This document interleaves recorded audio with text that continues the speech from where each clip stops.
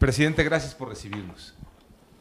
Gracias por recibirnos, gracias por permitir a los micrófonos de Grupo Asir estar aquí en Palacio Nacional para platicar largo y tendido, como si fuera una mañanera, unas 4 horas. Sí, sí. Bueno, resumidas, voy a tratar de hablar más rápido, Okay. ¿sí? Porque yo no hablo de corrido, para que entonces hagamos las 4 horas en 25 minutos. Me parece perfecto. Mucho gusto. Justamente ayer, y hablando de tiempo, ayer que escuchábamos el mensaje de los 100 días, nos hacíamos la pregunta, ¿quién le escribe sus mensajes al presidente López Obrador? No, escribo mis discursos, todavía tengo tiempo para eso. Antes tenía también tiempo para escribir libros, ahora nada más para los discursos, pero estoy acostumbrado desde hace mucho tiempo a hacerlos. No podría decir un discurso que no escriba, me costaría Trabajo entenderle. Trabajo.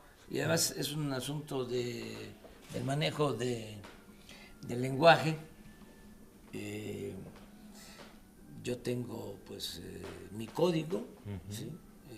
Mi habla, mi forma de expresarme, de comunicarme con la gente. Pero también improvisa, ¿no? Se sale el Sí, discurso. sí.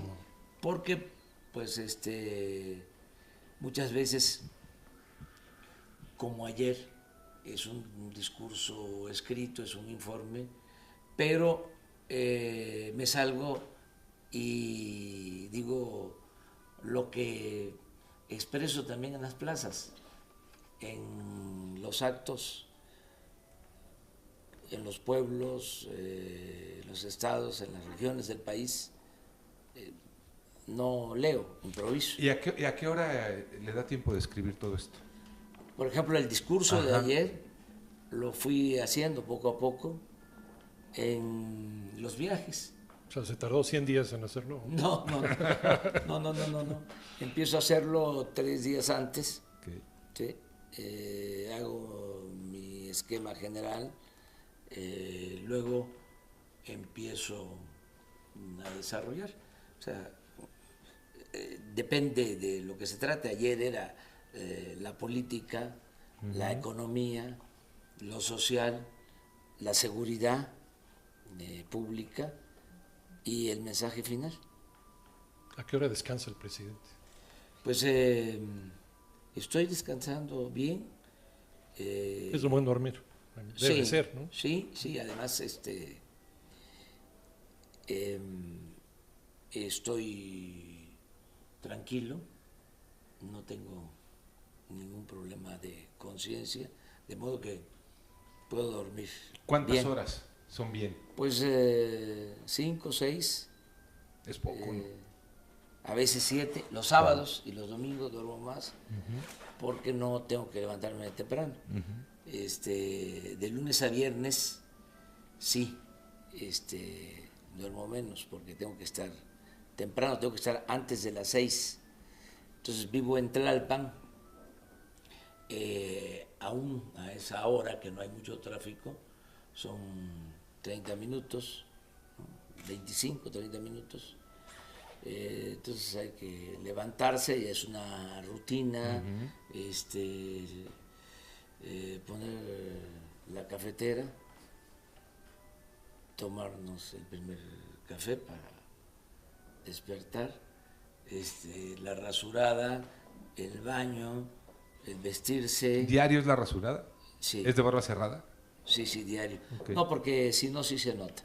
Sí se nota. Y utilizando las propias palabras coloquiales de Andrés Manuel López Obrador, ¿no se va a cansar el ganso? No, llevo mucho tiempo trabajando. Entonces, ya estoy acostumbrado, ¿no? Llevo muchísimo tiempo.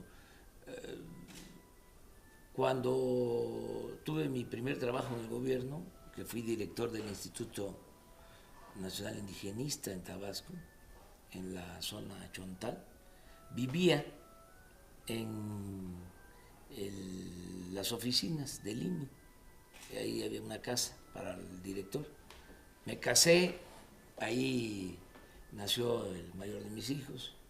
Estamos hablando de 1977, cuando fui director del INI, estuve hasta 1982, 6 años en la zona indígena Chontal, y tengo como anécdota de que la gente llegaba cuando había un problema a las 2, 3 de la mañana, 4. ¿Y tocaba la puerta o qué? No, licenciado, o sea, que hasta dormíamos, ¿no? Licenciado, o sea, siempre así, ¿no? Ahora pues tengo ya esa práctica. Además hay algo, ¿no? Uno adquiriendo experiencia y va uno también manejándose mejor en lo emocional. O sea, a mí, de las cosas buenas, ¿no? Que tuvo el infarto que padecí, es de que me tranquilizó. Además, tengo que tomar mis pastillas y eso me da más calma. La experiencia que uno tiene, el haber enfrentado, sí, muchos problemas, adversidades. Pero usted era de reacciones muy súbitas y gracias a esto sí, se disciplinó para... Pues también la experiencia, el que no se estrese uno, no se desespere. Antes pensaba yo que el estrés era una exquisitez pequeño burguesa. Cuando me dio el infarto, fue lo más democrático. Que no era así, que sí existe el estrés. Claro. Entonces, pero hay que tomar las cosas con calma, no enojarse,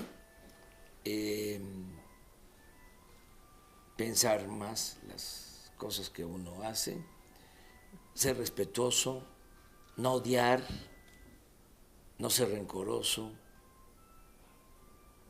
no ser vengativo. No es mi fuerte la venganza. Pero en este tema de no es el fuerte la venganza, hay mucha gente que no creo que quiera venganza, presidente, pero sí dice, ¿y el corrupto en qué momento se va a ir a la cárcel? Sí. Y lo queremos ver en la cárcel alguno de ellos. Justicia social, ¿no? Que le da la gente. Porque hay esa costumbre, ¿no? De lo espectacular. Es decir, a ver, los peces gordos. El show mediático. Sí. Para obtener legitimidad, aplausos, ¿no? Si uno actúa así, se puede uno ganar rápido el apoyo de la gente. Pero ese apoyo lo tiene. Sí, yo creo que la legitimidad que nos dio la gente es suficiente como para cambiar la política, como para poder proponer un punto final y ver hacia adelante. Yo pienso que la justicia es castigar la ilegalidad, pero sobre todo prevenirla.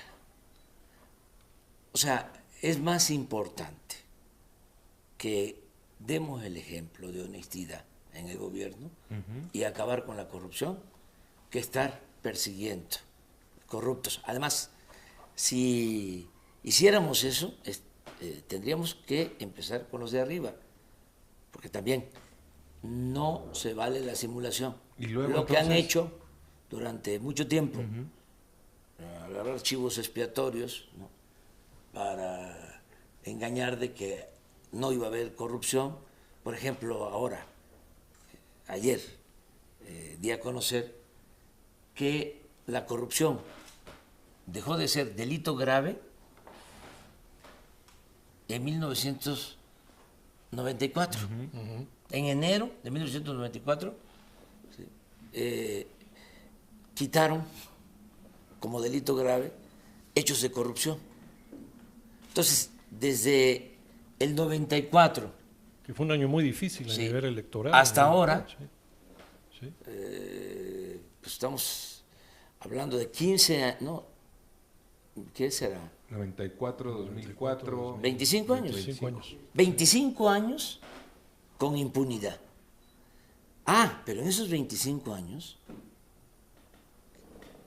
por la simulación, para engañar a la gente, se crearon institutos de la transparencia, se crearon institutos anticorrupción y no sé cuántas cosas. Entonces, nosotros no podemos actuar de esa manera. ¿Qué estoy planteando? Déjenme avanzar, permítanme que avance, que demuestre que vamos a acabar con la corrupción, que se ajuste el marco legal. Necesitamos reformar el artículo 35 de la Constitución para que las consultas sean vinculatorias y si se considera necesario, entonces vamos a poner a consulta el que se enjuicie a los expresidentes. Ya que Desde caemos a ese Salinas punto, hasta Peña. ¿no la consulta esta estaba planteada ya para el 21 de este mes? No, porque no hemos hecho la reforma al artículo 35 y además porque es un asunto que debemos analizarlo bien, discutirlo bien. ¿Esa consulta Fíjese, ya no va? ¿La del 21 de este mes? Sí, no, esa no. Ok. Esa no. ¿Qué era? Hasta que haya reforma. Ok, era la de los expresidentes, estaba ahí la Guardia Nacional. Sí, esa ya creo que Pero hay un trabajo legislativo previo, ¿no? hace falta. En el caso de la Guardia Nacional, se aprobó por unanimidad en el Congreso. Ya lo aprobaron los demás congresos del Sí, están por aprobarla. La mayoría, ya está La mayoría, de los estados. sí, de las legislaturas locales. Pero no era la el pueblo otra, el que mandaba, presidente. la ¿Qué tal otra- si el pueblo dice no, en la otra consulta? no la descarto, Ok. pero tendríamos que tener el marco legal primero para llevarla a cabo. Y fíjense lo que son las cosas. Yo voy a defender de que haya punto final, Ok. porque yo considero que eso es lo que más le conviene a la nación. O sea, su posición es borrón y cuenta nueva con... Como se le llame, es pensar hacia adelante, ¿sí? Sin rencores, y digamos. acabar con la corrupción, desterrar la corrupción, ya olvidarnos de ese periodo de 36 años de política neoliberal o neoporfirista que tanto daño le hizo al país. Yo condeno más la política neoliberal que a las personas. Yo creo que la condena tiene que ser a ese modelo A ese sistema. para que no vuelva nunca más. La persona y la corrupción. Por ejemplo, lo vimos en el 2017, después del temblor del 19 de septiembre. Cuando llega la entrega de apoyos a la gente damnificada, a la gente afectada, pues hubo tramposos que se fueron a formar 4 o 5 veces, y no son políticos, ciudadanos, que fueron a formarse 4 o 5 veces para obtener algún Dinero tipo de gratis. apoyo, dinero gratis.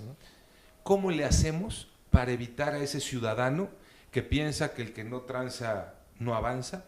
¿Cómo le hacemos ahora para evitarlo con los programas sociales que van a ser de entrega directa al ciudadano? Pues primero con el ejemplo del presidente, porque la corrupción en México se da de arriba para abajo. Si el presidente es corrupto, los gobernadores son corruptos y se da el mal ejemplo. Y los ciudadanos somos corruptos. Se permite, yo quiero aquí puntualizar algo. La mayor riqueza de México es la honestidad de su pueblo. La corrupción no está abajo. O sea, alguien dijo de que era parte de la cultura del pueblo de México. Eso es una Sí, fue el expresidente Peña. gran mentira. ¿Sí?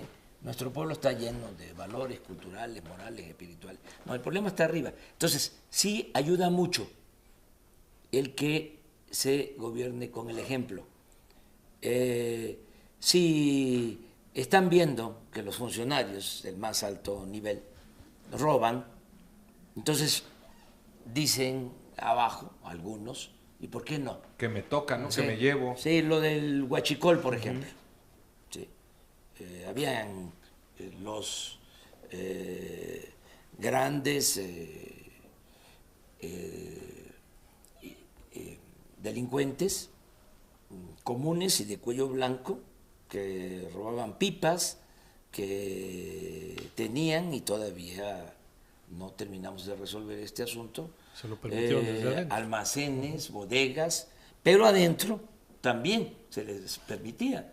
En la torre de Pemex, en el piso 3, había todo un sistema de monitoreo de los ductos y sonaba la alarma cada vez que un ducto perdía presión porque habían tomas clandestinas y en vez de cerrar el ducto lo mantenían abierto. Y se hacían los ciegos. Sí, entonces no se podían meter las autoridades. Tuvimos que intervenir con el ejército. Y lo mismo pasaba en las refinerías. Bueno, a la gente, ¿qué le dejaban? Algunos. Sí.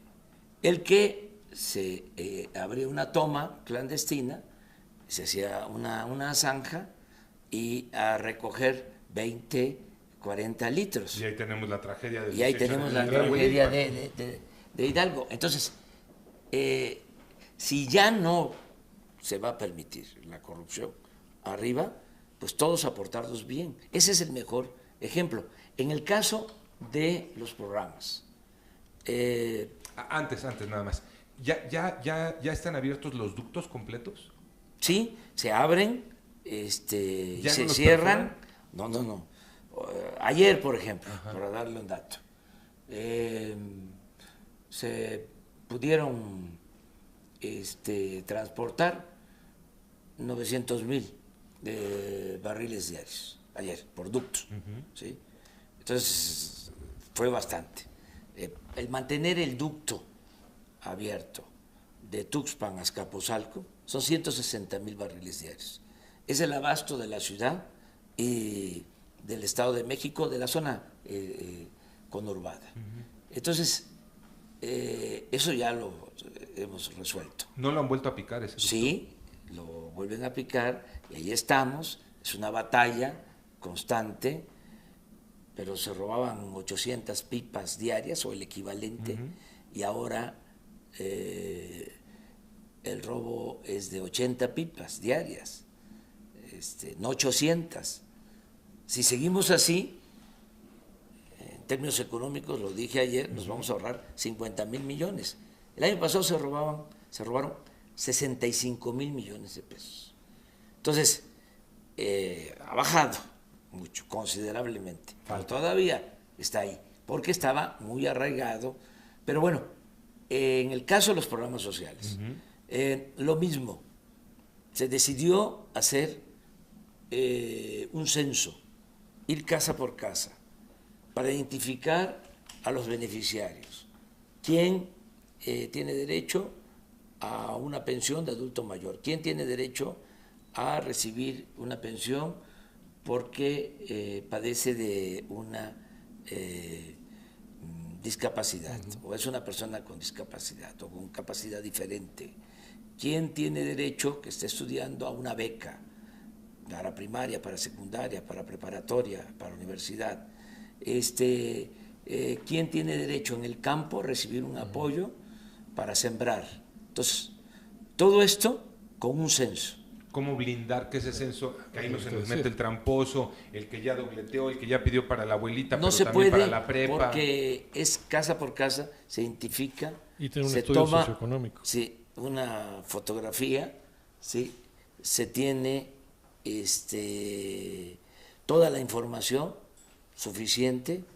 ¿Qué sucedía? De que se mandaba el dinero, ¿sí?, y no llegaba, entre otras cosas, porque se entregaba dinero en efectivo. Entonces nosotros no vamos a entregar dinero en efectivo, todo el mundo va a tener su tarjeta, ya están recibiendo, por ejemplo, 6 millones de adultos mayores. ¿Sí? Su pensión, que ahora es del doble, con tarjeta. 6 millones de adultos mayores. Entonces, ellos van a una institución bancaria y reciben el dinero. Así es. Entonces, ya no entregamos dinero a intermediarios, sean organizaciones sociales, estancias. Ya no a los que manejan entregan o administran las estancias, sino a los padres. Porque nos encontramos de que no hay niños. O sea, los que llaman niños fantasmas. Sí, hay, por ejemplo, mujeres inscritas, ¿sí?, que no tienen hijos, ¿sí?, o quien tiene un hijo, ¿sí?, y aparecen 2. ¿No se piden recibos de cuentas de cómo se utilizó ese dinero? ¿O usted va a confiar en Ahora la honestidad de la gente? Estamos haciendo el censo, o sea, revisando el censo. En evaluaciones que se hicieron incluso en el gobierno pasado, el DIF, se encontró que de cada 10 estancias infantiles, solo 3, ¿sí?, actuaban de conformidad con la norma. Y habían casos de cada 10, 4 con mucha irregularidad. Entonces, no es que se va a dejar de apoyar, ¿sí?, a los padres, a las madres que necesitan estas estancias para sus hijos. No, se les va a seguir apoyando, pero se les va a entregar de manera directa. ¿Cómo evitar que esa mamá no salga con la trampa de comadre, préstame a tu hijo, ¿no?, para ahora tener 2? No, porque ya el que se porte mal va a ser mal visto. Ya no va a estar de moda la corrupción. Esto de que el que no tranza no avanza, o la moral. Se le escucharía bien la frase en las conferencias. Sí, el que no avanza no tranza. Y había un dirigente político de la picaresca que decía que la moral era un árbol que daba moras. Claro, Gonzalo N. Santos. Sí, y otro que decía que político pobre, pobre político. Entonces, todo eso se acaba, ¿sí? Y ahora es aportarnos bien, ¿sí? Y entre más honestos, mejor. Y solo siendo buenos podemos ser felices. Ese es el cambio, esa es la transformación. O sea, imprimir valores, que además no tenemos tampoco que buscarlos de otras partes, ya los tenemos, es exaltarlos. O sea, en nuestro pueblo hay una gran reserva de valores culturales, morales, espirituales. Entonces, es que emerja eso, ¿sí?, y se convierta en forma de vida y en forma de gobierno. O sea, no solo buscar el bienestar material, sino también el bienestar del alma. O sea, no es triunfar a toda costa sin escrúpulos morales de ninguna índole. Es salir adelante, triunfar, pero con principios, con ideales, sin dejar trozos de dignidad en el camino. Esto es lo que significa la Cuarta Transformación, entre otras cosas. En esto de no dejar ahí pedazos, hecho pedazos el país en sentidos, por ejemplo, de aplicación de justicia. Hoy mencionaba en la conferencia de los jueces y de cómo es el actuar de los jueces. Yo tengo 2 teorías, se las comparto. Una es el juez corrupto y tramposo y otra es el juez amenazado, ¿no? El juez que llega el delincuente y plomo o plata, ¿no? ¿Cómo combatir eso, presidente? Sí, se puede apoyándonos todos, que haya cooperación. Somos poderes independientes, autónomos, pero podemos ponernos de acuerdo. Decía usted de hablar con los jueces. Sí. Hoy se habló, por ejemplo, de el Consejo de la Judicatura, que es como el Poder Judicial dentro del Poder Judicial. Es el que se encarga de ver el comportamiento de jueces, de magistrados, incluso de ministros, para que actúen de conformidad con la ley, que no haya corrupción en el Poder Judicial. Una contraloría, ¿no? Sí, interna. Sí. interna. Entonces, vamos a tener comunicación respetuosa de las autonomías. Eso es lo que estoy proponiendo. Y lo mismo con la Fiscalía General, que es autónoma. ¿Sí? Que eso es una cosa importante. Cuando hablamos de que ya hubo cambios, es de que ya el titular del Ejecutivo, el presidente, no es omnímodo. El Poder Ejecutivo no es el poder de los poderes. Sí, ya no es de que se levanta la red y se le dice al presidente de la Corte, lo quiero de esta manera, o quiero que resuelvan esto en este sentido. Sí, el mandatario, Antes, ¿no? Así era. sí, el presidente de la Corte, no reciente, pero sí hace 20 años, sí, 25 años, tenía un teléfono donde recibía llamadas del presidente. El famoso teléfono rojo. El teléfono rojo, sí. Entonces, ya eso no. Y lo mismo en el caso de la Fiscalía General, ¿sí? El antiguo procurador. No, ya es autónomo. O sea, ya... Para una mejor es aplicación de la Alejandro justicia. Hertz y él... Como el fiscal general. actúa con independencia.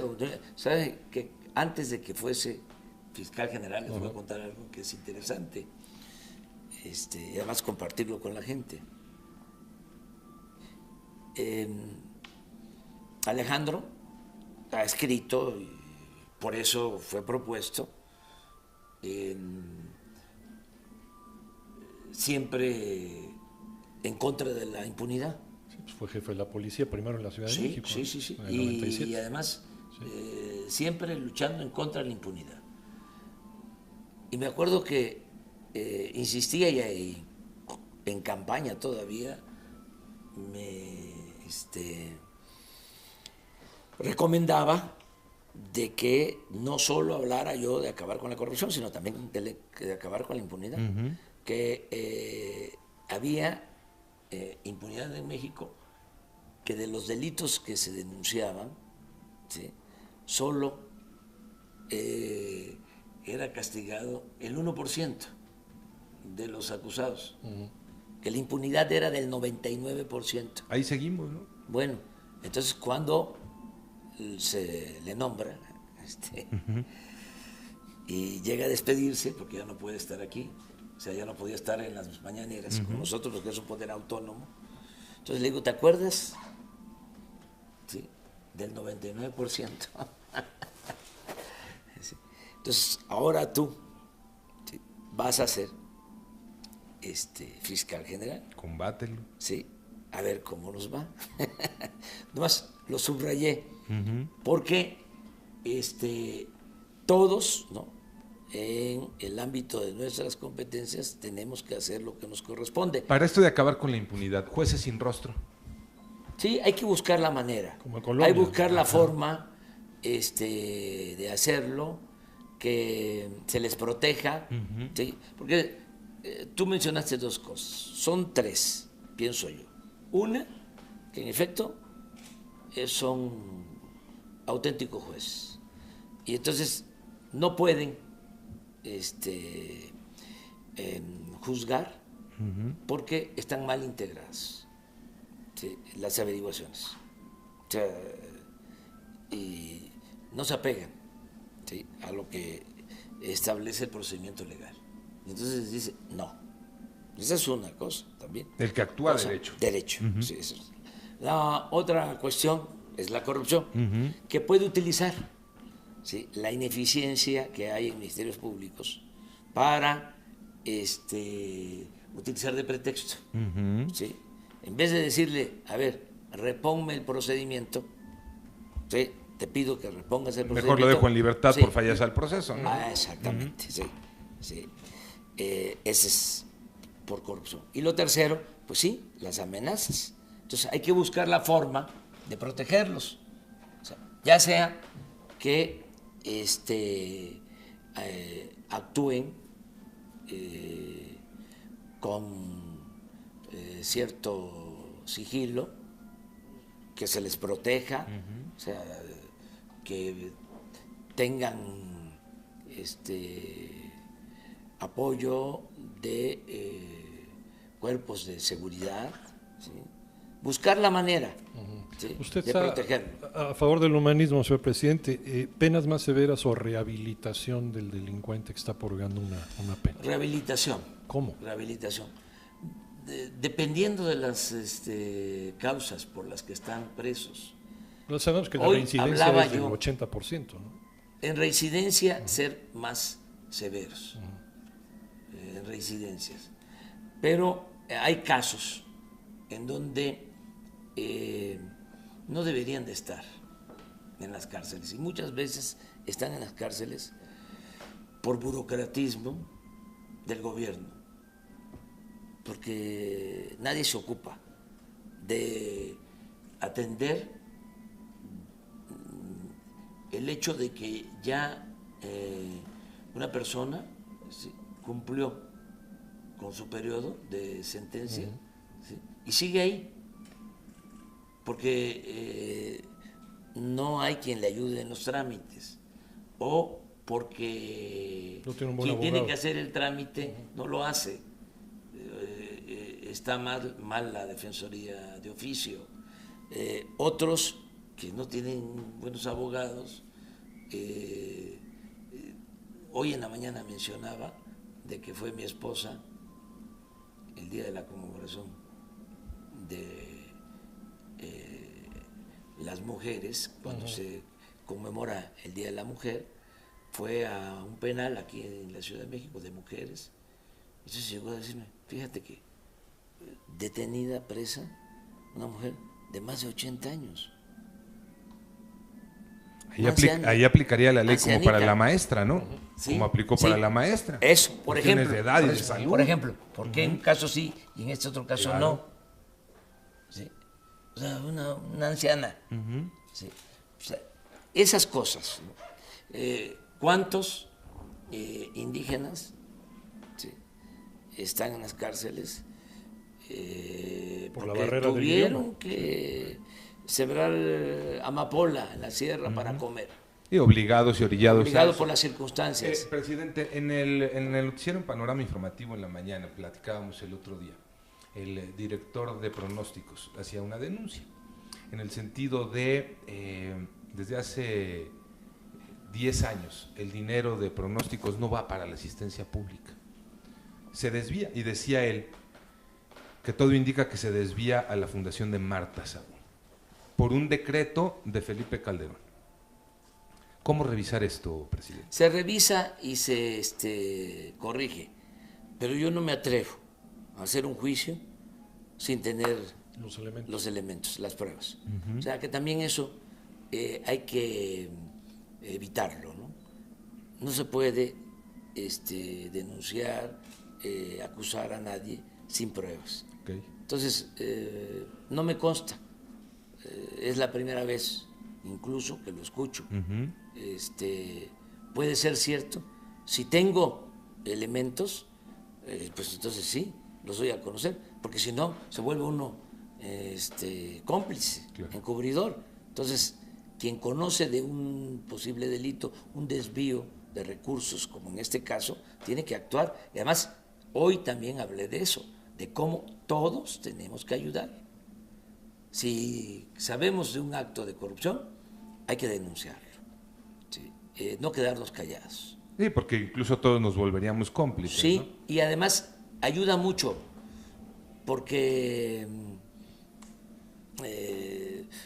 todos somos guardianes, todos nos enteramos, todos podemos saber. De repente, nuestro vecino, ¿no?, que ya entró al gobierno y ya trae carro nuevo, cambió de carro y ya tiene patrullas enfrente de su casa. Agarró hueso. Sí, Pone donde hay, compadre. Sí, Volar, y empezó ya a remodelar su casa. Y al rato ya no vive ahí. Ya se mudó. Sí, ya se fue a una colonia fifí a vivir. Entonces, ¿qué no le vamos a seguir los pasos y decir, a ver, oye, Sí, está los actuando pasos, ¿no? mal? Vamos a poncharlo, diría usted, en los términos beisboleros. Sí, tres lisas, 3 rectas. A ver, ¿qué de le 100 parece? millas y vámonos. Ahí les van 3 rectas y unos tirabuzones. A ver si anda Vamos, bateando arriba de vamos, 300. vamos. ¿Le parece? Vamos. Echando de cuchara. ¿Qué le hace reír al presidente? Pues todas las ocurrencias de la misma gente, el sentido del humor del mexicano, todo, hay que estar alegres, hay que ser feliz. ¿Qué le hace llorar? Cuando me entran sentimientos, sí lloro, cuando tiene que ver con mis convicciones, le tengo amor al pueblo, lo digo de manera sincera, le tengo un profundo amor al pueblo. Por eso admiro a los héroes mexicanos que le han tenido cariño, amor al pueblo de México. Admiro por eso a 2 en ese sentido, a Miguel Hidalgo y al general Lázaro Cárdenas. Miguel Hidalgo, que además de convocar al pueblo a luchar por la independencia y a proclamar la abolición de la esclavitud, era un humanista. Triunfa aquí cerca, en Las Cruces, y decide no tomar la Ciudad de México porque iba a haber Un baño de sangre. un baño de sangre. O sea, ese era un gran humanista. Y el general Cárdenas, lo mismo. O sea, y tenían otras virtudes. ¿Sí? Y bueno, admiro a Morelos porque era un estadista. ¿Sí? Él recoge los sentimientos del pueblo. Hay una parte, la que están redactando, los sentimientos de la nación, y él dice a Andrés Quintana Roo, señor, usted que es un hombre de letras, usted que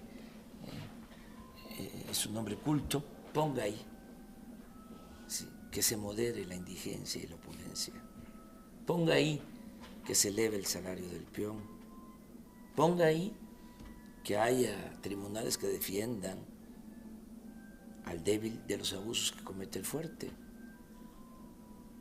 Entonces, Y ahí queda redactado. Andrés Quintana Roo escribiendo, él le decía, no señor, queda ahí establecido en muy pocas palabras, es la esencia de lo que debemos de perseguir hasta ahora, todos los que tenemos posibilidad de ayudar, de servir.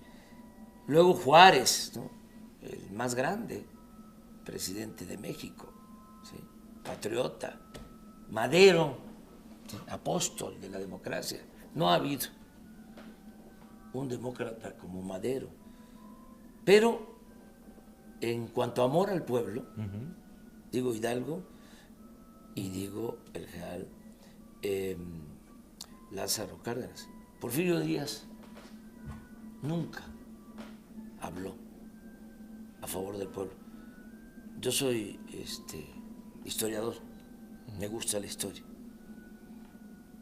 He revisado, bueno, hasta el archivo personal de Porfirio Díaz. Nunca un texto a favor de los pobres. Nunca.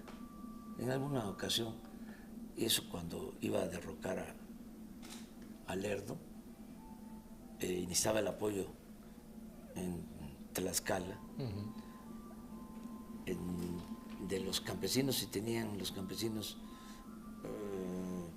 un problema agrario con la hacienda.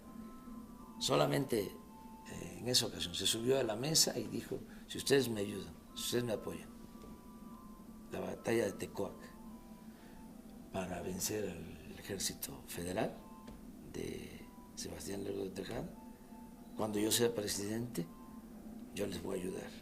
Y ahí llegan las esos referencias. asuntos. ¿Qué le da miedo? ¿Qué me da miedo? Pues todo, soy un ser humano, ¿sí? Tengo miedos, como cualquier ser humano, pero no soy cobarde. Eso es la diferencia. No puedo decir que no tengo miedo, sí tengo. ¿La traición? Pues duele mucho, pero no detiene a nadie más. Ayer dijo, Cuando hay un antes pueblo, muerto que traidor. Sí, más cuando hay un pueblo, sí, dispuesto a que las cosas cambien. Se pueden ir quedando los traidores a la orilla del camino y la gente sigue marchando hacia el ideal, hacia la utopía, hacia la transformación. Algo que hacer distinto en estos 100 días si tuviera oportunidad de volverlo a hacer. Empujar más al gobierno, que es ¿Sí es un animal?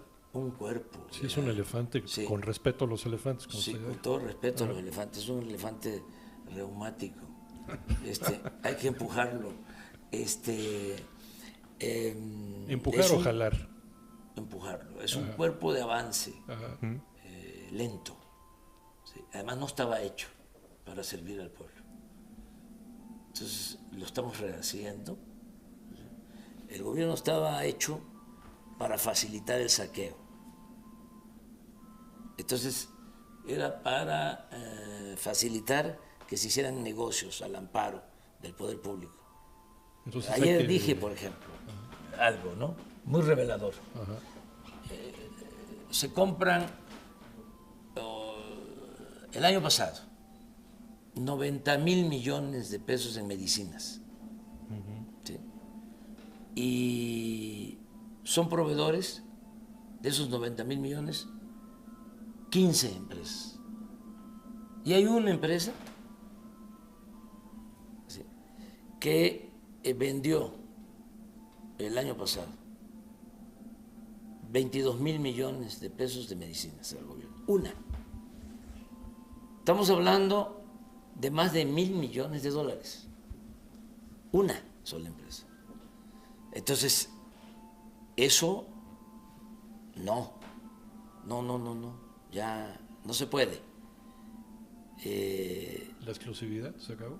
Se acaban los monopolios, se acaba la exclusividad. Necesitamos transparentar todas las adquisiciones, todas las compras. Para todo lo que se construya. En todo va a estar también, además de la gente y de la oficina del gobierno encargada para la vigilancia, tenemos ya un convenio con la ONU, con una oficina de transparencia de la ONU, para que esté pendiente en compras, en los contratos de obra, transparencia total. Ya para batear de home run, el aborto.